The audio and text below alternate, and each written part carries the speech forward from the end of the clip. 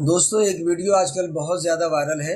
ایک چھوٹی سی بچی ہے, دیکھنے سے لگتا ہے کہ بہت سادے اور غریب پریوار سے ہے. وہ بچے کو گود میں کھلا رہی ہے اور تقریر کر رہی ہے. موضوع ہے زکوٰۃ کا.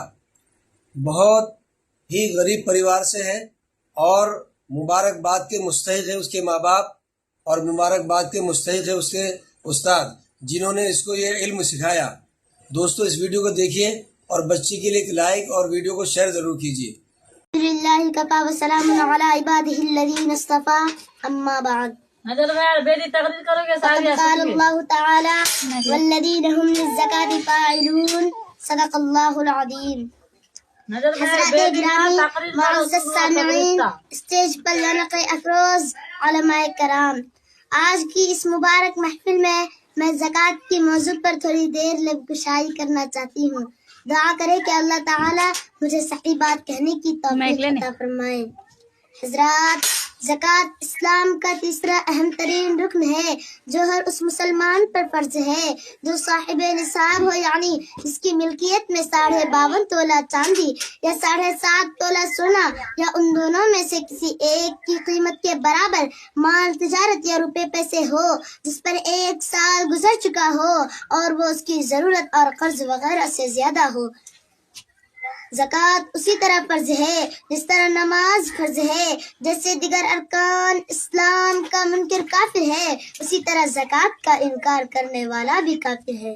اور جو شخص فرض جانتے ہوئے مال ہونے کے باوجود زکوٰۃ نہیں دیتا یا سستی کرتا ہے, ایسا شخص فاسق و فاجرہ خدا کا بڑا نافرمان ہے.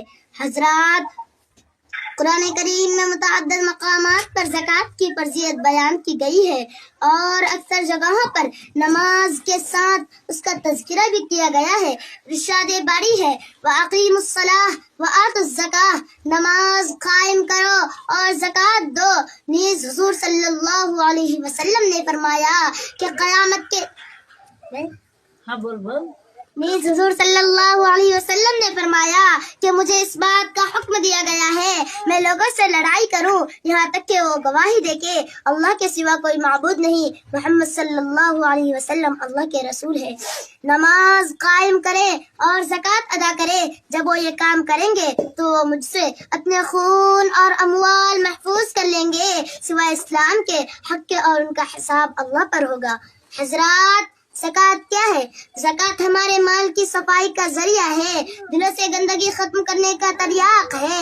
زکوٰۃ دینے سے تجارت میں برکت ہوتی ہے, مال کی محبت کم ہوتی ہے, انسانی مزاج سے بخیل و کنجوسی دور ہوتی ہے, غریبوں کے ساتھ ہمدردی کا موقع ملتا ہے, کمزوروں اور ضرورت مندوں کی مدد ہوتی ہے. دولت صرف ایک طبقہ کے پاس نہیں رہتا بلکہ اس کا فائدہ دوسروں کو بھی ہوتا ہے.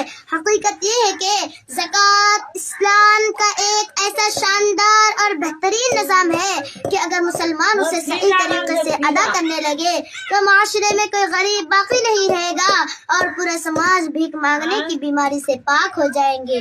محترم سامعین,